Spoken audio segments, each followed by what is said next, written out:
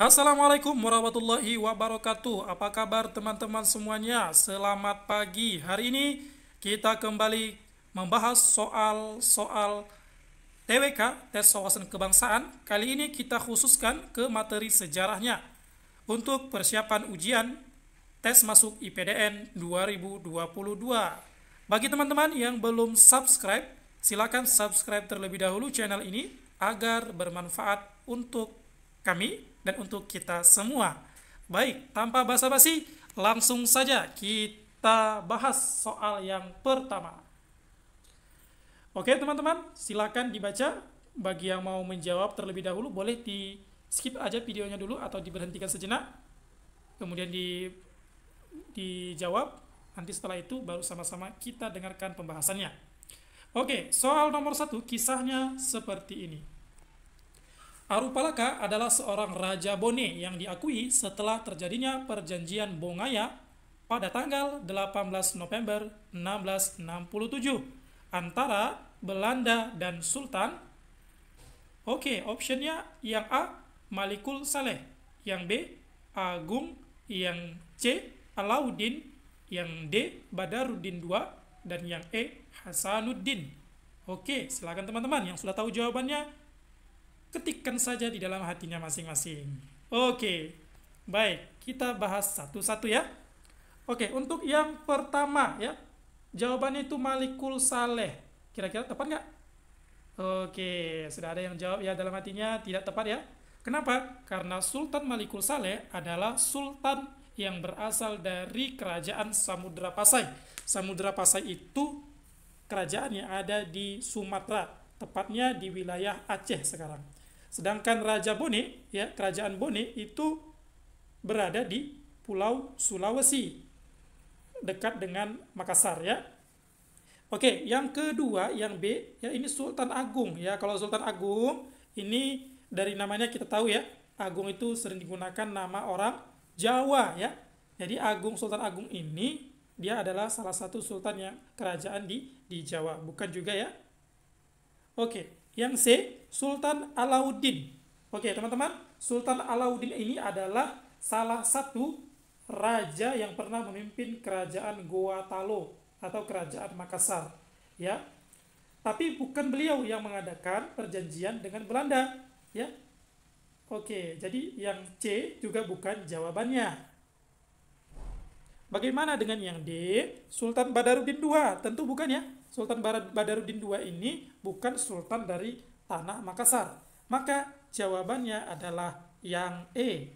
Kenapa yang E? Kalau teman-teman tahu julukan dari ayam jantan dari timur, maka itu adalah julukan bagi Sultan Hasanuddin yang memimpin Makassar pada waktu itu melawan Belanda, ya, memberontak atau berusaha untuk mengusir Belanda dari wilayahnya.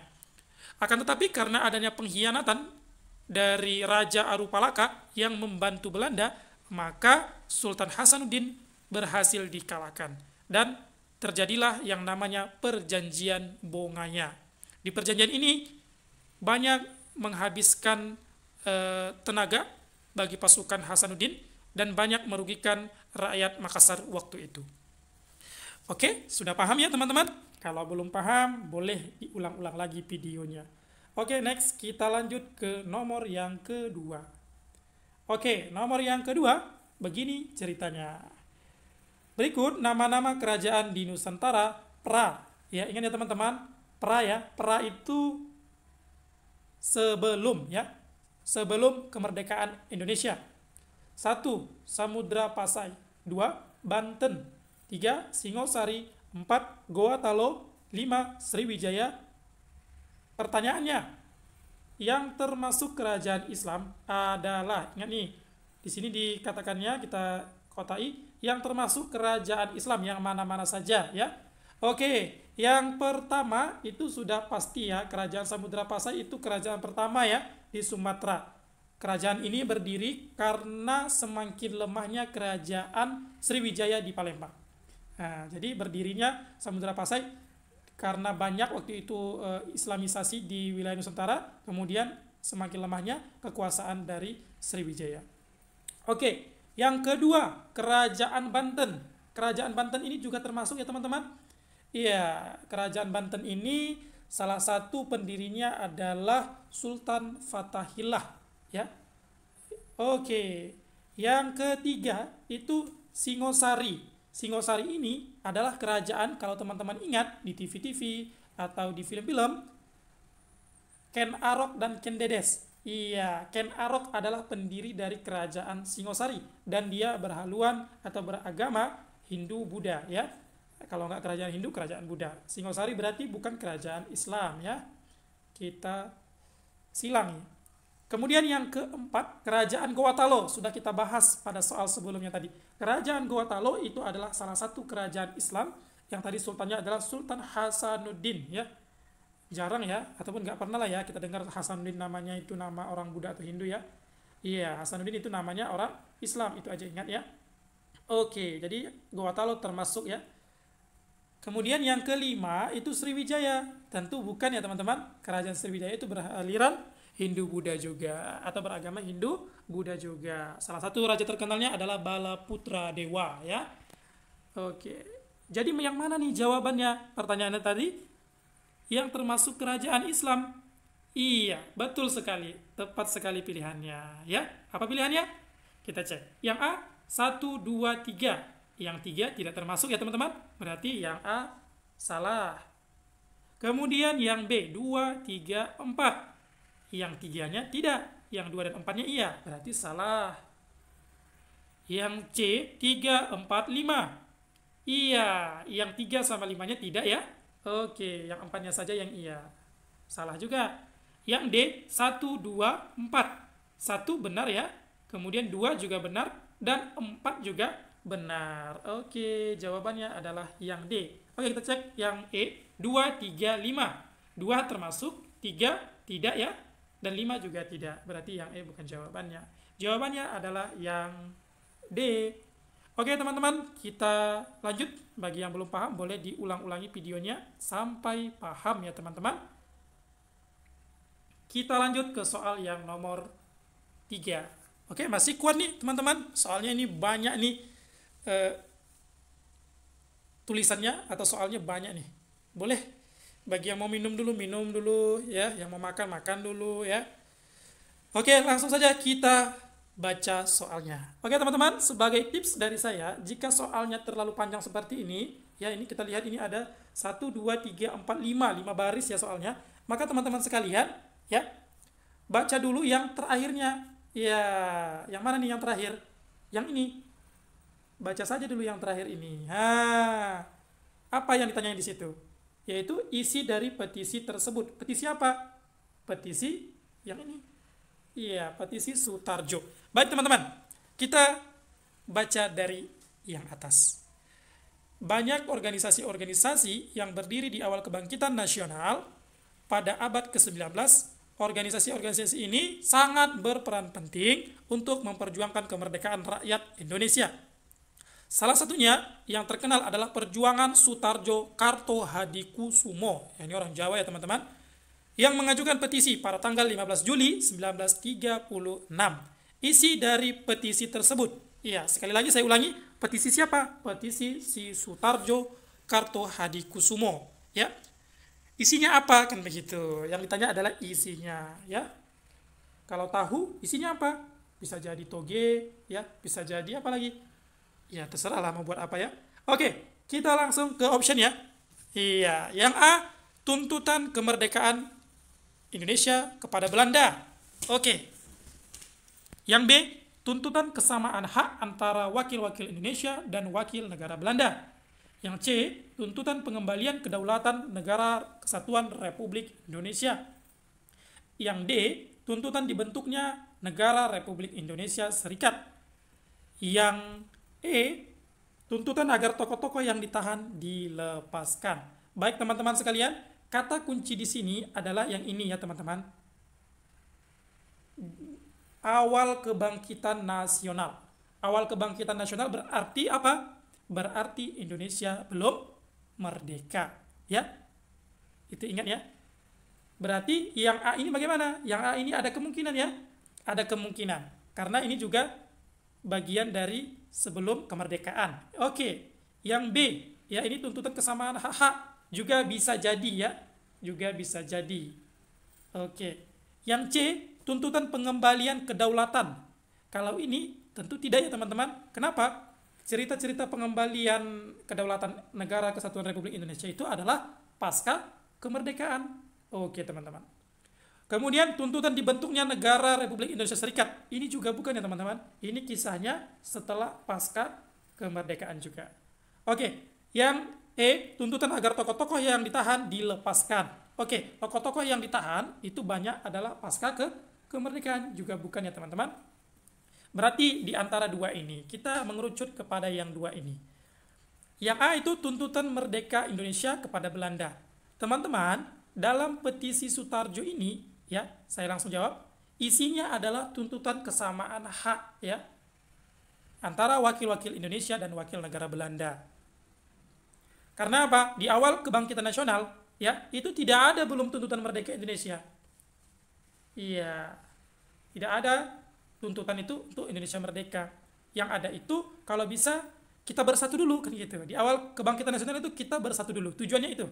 Tujuannya sederhana. Karena kalau kita bicara tuntutannya merdeka, biasanya langsung di apa namanya kok, kalau hari ini pagi ini masih ada, besok pagi sudah nggak ada. Ya, ditewaskan atau dibunuh atau dibuang atau sebagainya. Begitu. Jadi tuntutannya yang betul itu adalah yang B. Tuntutan kesamaan hak antara wakil-wakil Indonesia dan wakil-wakil Belanda. Oke, teman-teman. Mudah-mudahan bisa paham ya. Ini masih 3 soal nih. Oke, kita lanjut ke soal selanjutnya. Oke, yang keempat ini kita santai saja dan kita cepat saja membahasnya ya. Misi imperialisme. Ini terkait misi imperialisme ya. Teman-teman bisa nanti baca atau pernah dengar mungkin ya, gerakan 3G. Tahu ya? Gerakan 3G. Ini nanti teman-teman boleh dibaca-baca buku IPS atau buku sejarahnya. Misi imperialisme untuk menjajah bangsa-bangsa di luar negaranya, salah satunya adalah untuk memperoleh kekayaan ya. Untuk memperoleh kekayaan, garis bawahi kekayaan untuk negaranya, atau disebut dengan misi. Oke, yang A, gold. Gold itu nama lain dari emas ya teman-teman. Yang kedua, glory. Dan yang ketiga adalah gospel. Yang D, yang keempatnya, money. Yang kelimanya atau yang E adalah found. Seperti yang saya sampaikan di awal tadi, ada yang namanya gerakan 3G. Kalau teman-teman ingat, berarti teman-teman langsung mencoret nih untuk pilihan yang D dan untuk pilihan yang E. Gerakan 3G itu adalah gold, glory, dan gospel. Gold itu nama lain emas, ya tentu ya. Misi imperialisme awal itu adalah untuk mencari emas atau mencari kekayaan sebanyak-banyaknya. Tentu nama lainnya adalah yang A ini sebenarnya ya. Kalau glory ini apa? Glory ini untuk memperluas kuasa, untuk memperluas daerah jajahan dan lain-lainnya. Oke, kalau gospel gimana? Ini adalah misi penyebaran agama Kristen yang waktu itu dibawa oleh orang-orang dari Eropa atau Belanda sana. Oke, jadi jawabannya simpel saja. Teman-teman ingat saja ini 3G. Kalau kekayaan berarti ingat aja emas. Gold, emas. Gold itu bahasa Inggris ya teman-teman. Ya, ingat saja ini. Gerakan 3G ini. Oke teman-teman, sudah paham ya? Langsung saja kita masuk ke soal yang nomor 5 ya. 5. Oke. Soal yang nomor 5, ceritanya seperti ini. Perlawanan bangsa Indonesia terhadap penjajahan Belanda terdapat hampir di seluruh wilayah Nusantara. Di Aceh, perlawanan digencarkan oleh Tengku Umar dan setelah kematiannya dilanjutkan oleh istrinya yang bernama, ini hafalan ya teman-teman. Iya, kita disuruh menghafal nama istrinya siapa? Tengku Umar. Siapa nih Tengku Umar? Oke teman-teman, Tengku Umar ini adalah salah satu pahlawan dari Aceh ya, atau Nangroe Aceh Darussalam. Ya, istrinya siapa? Oke, kalau orang Aceh itu awal namanya selalu pakai cut, cut, dan cut. Oke, kira-kira jawaban nih mana nih yang menggunakan cut di depannya? Oke, ada 2 ya teman-teman. Ada Cut Nyak Mutia dan Cut Nyak Din. Oke, kita cek dulu. Berarti yang B, Dewi Sertika bukan, ya. R.A. Kartini juga bukan, ya. Kemudian Fatmawati juga bukan. Cut Nyak Mutia. Ya, Cut Nyak Mutia ini bukan ya teman-teman. Iya, kalau teman-teman pernah dulu waktu di SD atau SMP atau sekarang di SMA, teman-teman pernah membeli foto-foto pahlawan, maka teman-teman pasti akan mendapatkan foto Tengku Umar, selalu di sampingnya itu adalah foto Cut Nyak Din. Jawabannya adalah yang D. Oke, silakan dihafal atau diingat seingat-ingatnya, mana tahu nanti keluar, dan biasanya kalau sudah kita bahas banyak yang keluar. Oke teman-teman, demikian dulu untuk 5 soal hari ini. Oh ya, sebelumnya saya mau kasih kuis untuk teman-teman di sini. Ya, bagi yang membaca atau melihat video ini, silakan dijawab kuis ini dan jawabannya boleh kalian tuliskan di kolom komentar ya. Nanti suatu hari nanti beberapa kuis-kuis itu kita kumpulkan dan kita bahas ya, biar dia tidak menjadi penasaran teman-teman semuanya. Oke, ini soalnya mudah, mudah-mudahan teman-teman bisa menyelesaikannya dengan sebaik-baiknya. Oke teman-teman, demikianlah yang dapat saya sampaikan. Semoga video ini bermanfaat. Jika teman-teman merasa video ini bermanfaat, silahkan dibagikan ke teman-temannya yang lain ya. Nggak mesti di-download, di klik aja tombol bagikan atau tombol share, silahkan copy ke linknya, kirim ke sahabat-sahabat terbaiknya. Oke, next video, seri yang ketiga kita lanjutkan besok, mudah-mudahan ya, kita semua sehat walafiat. Sampai jumpa, saya akhiri dengan semangat pagi. Terima kasih. Assalamualaikum warahmatullahi wabarakatuh.